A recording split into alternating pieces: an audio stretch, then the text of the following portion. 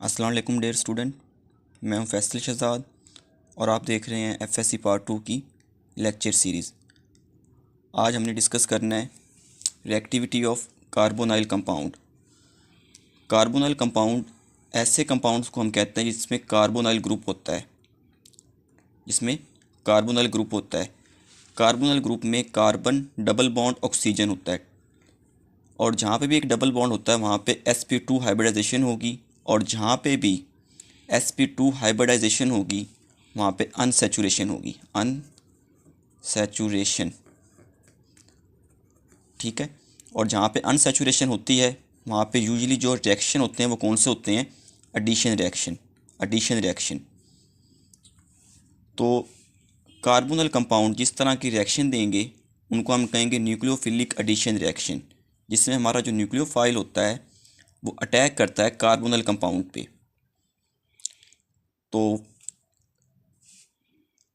कार्बोनल compound C double bond O, oxygen जो है ये इलेक्ट्रोनेगेटिव है तो इस पे पार्शियल नेगेटिव चार्ज आ जाएगा।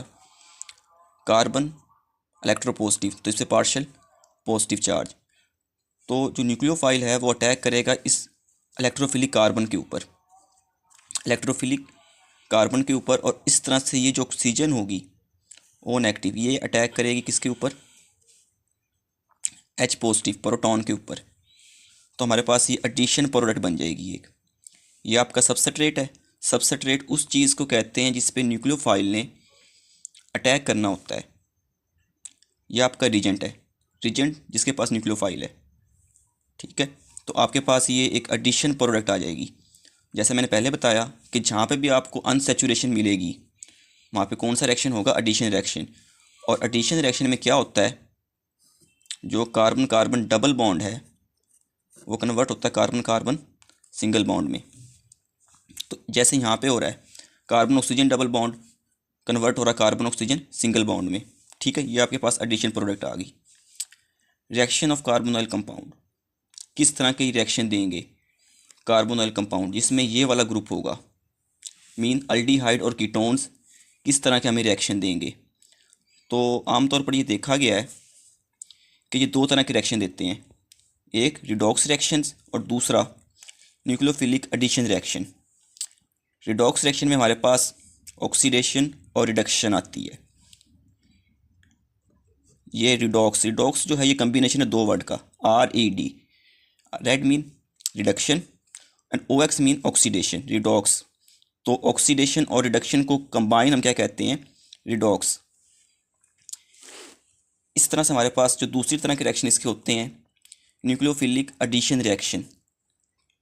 तो एडिशन रिएक्शन जो है ये दो तरह के हमारे पास, इसके दो सब टाइप हैं। एक वो रिएक्शन जिसमें हमारा एसिड जो है एक्ट करता है एज ए कैटलिस्ट, और दूसरे रिएक्शन वो जिसमें हमारी जो बेस है OH नेगेटिव, ये एक्ट करेगी एज ए कैटलिस्ट। इसमें एच पॉजिटिव ये बिहेव करेगा एज ए कैटलिस्ट एसिड, यहाँ पे OH negative as a catalyst. तो देखते हैं पहले तरह का रिएक्शन, बेस कैटलिस्ट रिएक्शन। आमतौर पर ये देखा गया है कि जो बेस कैटलिस्ट रिएक्शन है ये कंप्लीट होता है 3 स्टेप्स में। तो इसका जो पहला स्टेप है वो कहलाता है फॉर्मेशन ऑफ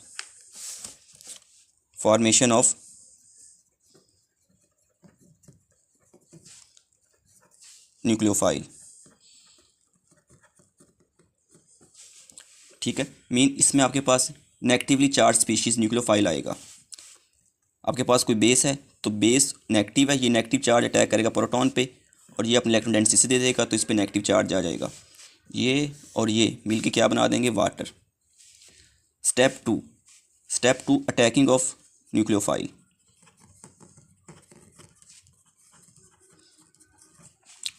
दूसरे स्टेप में हमारा जो न्यूक्लियोफाइल है ये वाला, ये अटैक करेगा सबस्ट्रेट के ऊपर। कार्बोनल कंपाउंड जो है ये हमारे सबस्ट्रेट कहलाते हैं। तो इस पर जब ये अटैक करेगा तो अपनी इलेक्ट्रॉन डेंसिटी से दे देगा और ये वाली इलेक्ट्रॉन डेंसिटी से ऑक्सीजन इसको शिफ्ट कर देगा। ठीक है। तो हमारे पास ये प्रोडक्ट आएगी एडिशन प्रोडक्ट।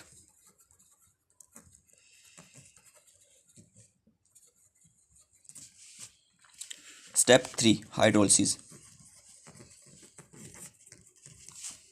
तो तीसरे स्टेप में हमारे पास जो एडिशन प्रोडक्ट होती है इसका रिएक्शन करवाते हैं वाटर से, मीन इसको आपने हाइड्रोलाइज करवाना है। हाइड्रोलिसिस का मतलब होता है किसी भी चीज़ का पानी में टूटना। तो ये नेगेटिव है, इसे पिक कर लेगा प्रोटॉन को, और ये इलेक्ट्रॉन डेंसिटी ओ दे देगा इसे ऑक्सीजन को। तो हमारे पास ये आ जाएगा OH नेगेटिव, और दूसरा ये जो हमारी डिज़ायर प्रोडक्ट ये आ जाएगी।